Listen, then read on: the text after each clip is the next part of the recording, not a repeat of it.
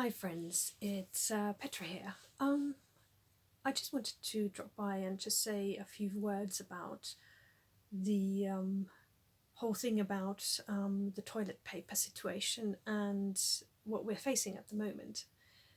And um, really, this clip got inspired when a few days ago we had the whole 8 p.m. clapping for the NHS and frontline workers, which I got caught up in, and that inspired another clip as well.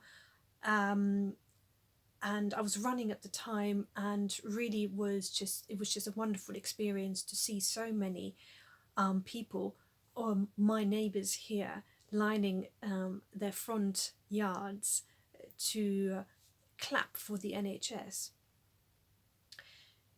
I think it was maybe 2 weeks ago, Sunday, that I sort of realised that this social media frenzy about shelves being empty wasn't just a social media thing.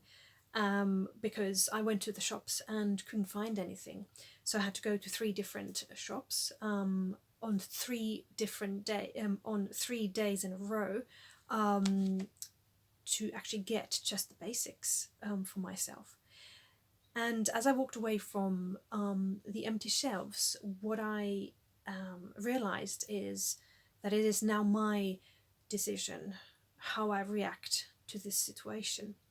Am I going to start panic buying, or am I going to revert back to within myself and find the solace within me? And I decided I was going to do the latter. I think it's important that we don't panic buy.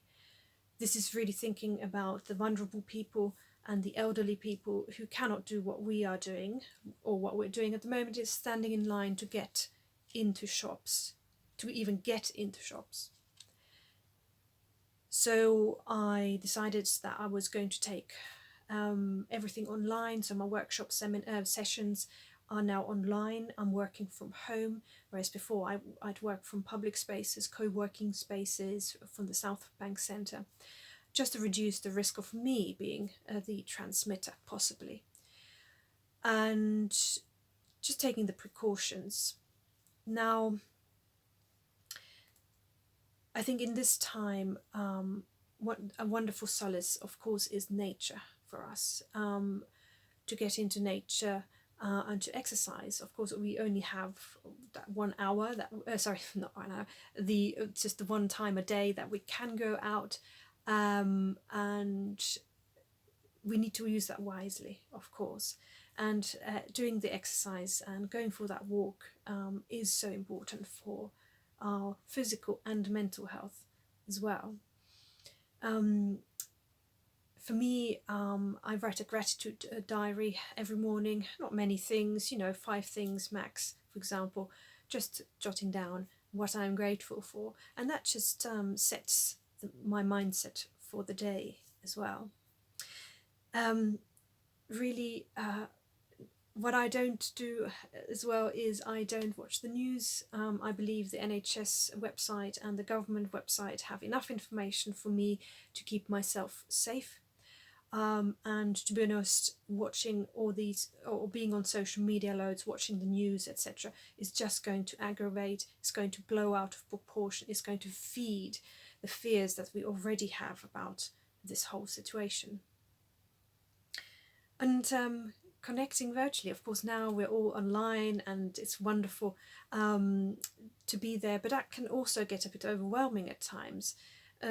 So, setting yourself a time maybe where you connect online and not constantly text or phone people. At least that works for me wonders. To me, there's a lot of social media text messaging going on, and I have now sort of got a few hours in the evening where I respond to those. And I can't help but feel that this situation, this what is happening at the moment, despite the fact that there's so much hardship going on at the moment, I can't help but feel like this is a blessing in disguise. Mother Nature calling to us to listen. Because the thing is, this planet is the only place we can live as a human species. And it is our responsibility to take care of that. Maybe this is the time to disconnect from the rat race, the fourth time to disconnect from the rat race, to really focus on the things that are really important at this point. We have still a lot to do with women's rights, animal rights, the global warming issues that are happening. And maybe this is also the time for us to calm down and to look within. Is this really what I want to be doing? Is this who I want to become? Is this who I want to become as well? And seeing if these goals we are pursuing are really the true goals for ourselves, our true journey in this world. And hopefully, out of this stay-at-home hashtag social isolation, a percentage of us will come out and really make a difference, make that lifestyle change to accommodate the causes that we want to support. Maybe this is the time for us to choose one thing and to support it, because of course we can't do everything. And imagine what we can do together if we all work on one thing that we feel passionate about and feel that we can, with our skill sets and our passions, change in this world. So I think this is it for me today. Sending you big love and a big thank you to the NHS and the front line for all the hard work that they're doing. Stay safe and take care of each other. And I'm going to now head out on my 1 day allowance. So I'm going to go for a run today. So big love, and I'll speak to you soon. Bye now.